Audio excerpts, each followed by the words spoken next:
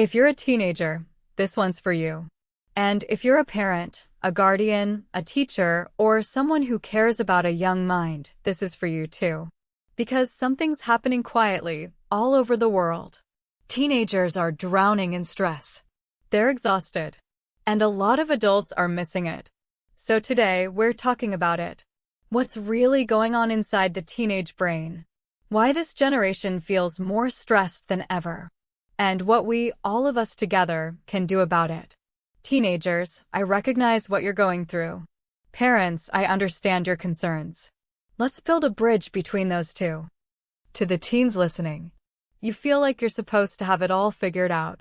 School, friends, future, social media, family, self-image. You're juggling so much, and most of the time, it feels like you're failing. You want to do well, but you're tired. You want to be happy, but your brain won't slow down. You want to talk about it, but you're scared no one will really understand. That pressure you feel? It's not all in your head. It's real. And it's coming at you from all directions. To the adults in the room. Your teenager may not tell you this, but inside, they're often overwhelmed. They don't need perfection. They need your presence. They're not trying to push you away when they go silent. Sometimes they just don't have the words. And sometimes, they're trying to protect you from their pain. Let's pause for a second and talk about why teen brains feel like they're on overdrive, why everything seems so hard. Because it's not just in their head. Actually, it is in their head, but in a scientific way. The teenage brain? It's still under construction. The part that makes smart decisions, stays calm, and thinks long-term, the prefrontal cortex, won't be fully developed until the mid-20s. But guess what's already fully switched on? The amygdala, the emotional center. That means teens feel things way more intensely than most adults do. That's why. A bad grade doesn't feel like just a grade. It feels like the end of the world. A breakup? Not just drama. It feels like their whole life is falling apart. And then add hormones. Identity. Social media. School. Future plans.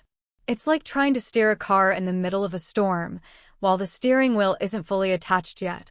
Parents and guardians, this part is for you. When you see a big reaction and think, they're overreacting, pause. To them, it's real. The fear is real. The pain is real. They're not being dramatic, they're being human. We're raising kids in a completely different world than we grew up in. Teens today are always connected, but deeply alone. They wake up and see filtered perfection. They're told to be confident, but constantly judged. They're told to relax, but overloaded with work. They're told to speak up, but silenced when they try. Social media isn't just fun, it's survival. Fitting in. Looking right. Saying the right thing. It's exhausting. Academic pressure is brutal. Not just dear best. Now it's score 99%, excel in every subject, stay fit, be social, volunteer, play an instrument, and somehow figure out their entire future by 17. Parents, guardians. Your teen might not tell you this, but they're scared. Scared of failing. Scared of disappointing you.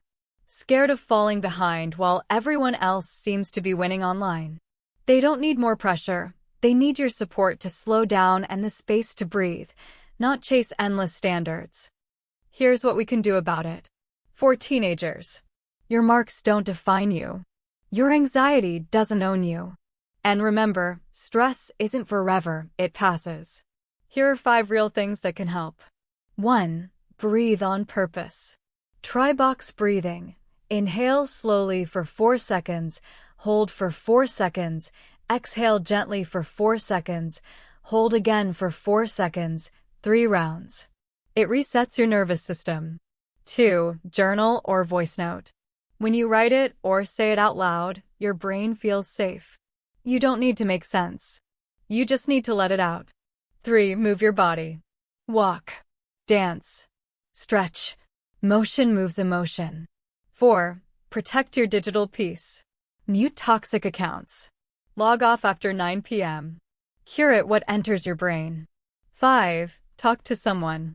Not to be judged, but to feel heard. Find that one safe person. That's all it takes. For parents and guardians, here's what your teenager secretly needs from you. A calm presence, not a perfect parent. A genuine, "How are you?" with no judgment attached. A reminder that their worth is not in their grades. A home where mistakes are allowed. Your unconditional love, not just your expectations. So what helps? Validation, not fixing. Listening, not lecturing.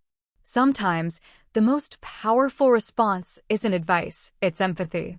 When your teen says, "I'm so stressed about this exam," the natural instinct is to fix it. Just study harder. You'll be fine. But fixing often shuts the conversation down. Validation opens it up. It sounds like, "I get it. That sounds hard." Exams can feel overwhelming. See the difference?